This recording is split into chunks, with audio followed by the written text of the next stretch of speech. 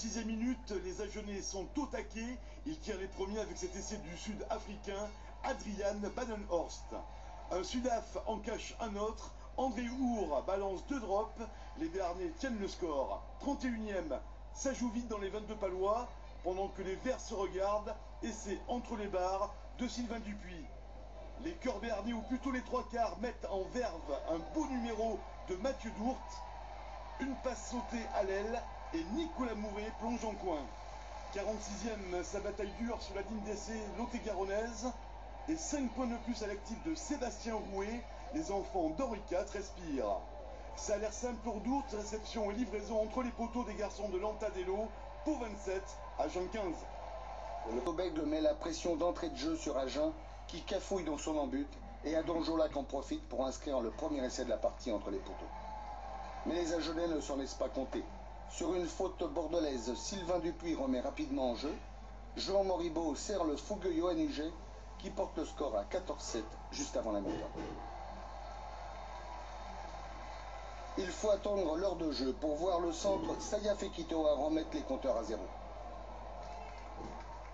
C'est finalement Thibaut Duvalet qui donne la victoire à son équipe, 17-14. Un premier avertissement à domicile pour Agen, et de quoi voir l'avenir en rose du côté de la Gironde, qui fait ainsi sa 3e victoire en championnat. Je l'ai foulé, beau mouvement des trois quarts, Lot-et-Garonnais, le centre Daniel Duplessis cadre et sert Romain de Mont-Samuel qui se fait la belle entre les perches. Oyonnax réduit le score par Brignoni, à la mi-temps Agen est devant 13-10. 74e, Jalil Nargissi est bien là pour le deuxième essai des gars de Christian Lontard. A noter le retour performant avec 4 pénalités de François Gélès et la bonne prestation du buteur du haut-bouger Pierre-Yves Montagna. Malgré les efforts de l'ex-Bressan Silvertian, Oyonnax échoue au stade Armandie. Au final, Agen est maître à la maison, 26-19. À 29 ans, formé à Saint-Vincent-de-Tyrosse, 8 sélections en équipe de France. Depuis 8 ans, il est au RSU Agen. Une carrière pour lui depuis 2 ans en alternance entre l'infirmerie et le banc de touche. Cet Agenais basque rebondit ce soir face à La Rochelle. Pressé, rattraper le temps perdu, François Gelès l'exprime dès la 4e minute. 35e combinaison répétée l'entraînement, Vincent Roux à l'intérieur pour Sébastien Morel. Les ailes de La Rochelle se déploient pour un cadrage d'école et un débordement de Florian Ninard. Les hommes de Lanta et d'Elo montrent la solidité du pack. Au Petit Fonua permet la parité à la mi-temps, 13 partout. Au fait, François Gelès, cette reprise, pas trop dure. J'étais à la fois heureux de reprendre, mais bon, un peu inquiet parce que bon, j'avais 15 jours d'entraînement à peine dans les jambes, 3 entraînements de rugby, donc c'est sûr que je savais pas trop où j'allais. Pour aller, ça va. Pour revenir, c'est bien aussi. À 19-16, Agen tient la gagne. Les Rochelais pressent, ouvrent au large. Il reste 2 minutes et 22 mètres, mais rien ne passe et ne se passe. Ouais, on touche les ballons, on prend du plaisir. Je pense un peu plus que les trois quarts d'Agen ce soir. Mais voilà, c'est eux qui l'emportent, hein, c'est eux qui gagnent 19-16. Donc ce soir, je crois qu'on a franchi un cap mental. Mais c'est vrai que La Rochelle nous a permis de l'aider parce que La Rochelle est une grande équipe. Et je crois que ce soir, on a eu un très très bon match de rugby digne du haut de tableau de la Pro D2.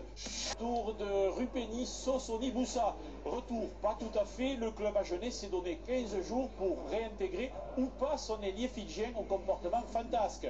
Sosoni Boussa n'a joué que 3 matchs l'an passé. On l'imagine à court de compétition. C'est pour cette raison aussi qu'il ne sera pas ce soir sur le banc des remplaçants.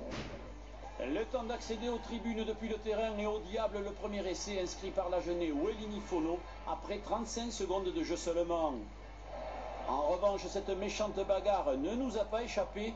Du jaune pour Augustine Lopresti côté Agen, Eric Zmara pour Colomiers. 11e minute et début du festival François Gelès qui réalisera un quasi sans faute au pied 10-0. Colomiers recolle au score 3 minutes plus tard, montée désordonnée de la défense agenaise, essai de Malakai Bakaniseva, 10-7. Mais le pack d'Agen est dans un bon soir, côté fermé joué par Mathieu Barrault, essai de Irakli Mashkaneli, Agen vire en tête 26-10. Les Lot-et-Garonnais vont conforter leur avance sur cette maladresse aux Garonnaises, essai de Daniel Duplessis, 36-10. Colomiers met un point d'honneur à bien finir. Sur ce coup franc rapidement joué, deuxième essai 100% remplaçant, C'est Ludovic Fadel qui donne au score meilleure mine, mais victoire d'Agen 36-17.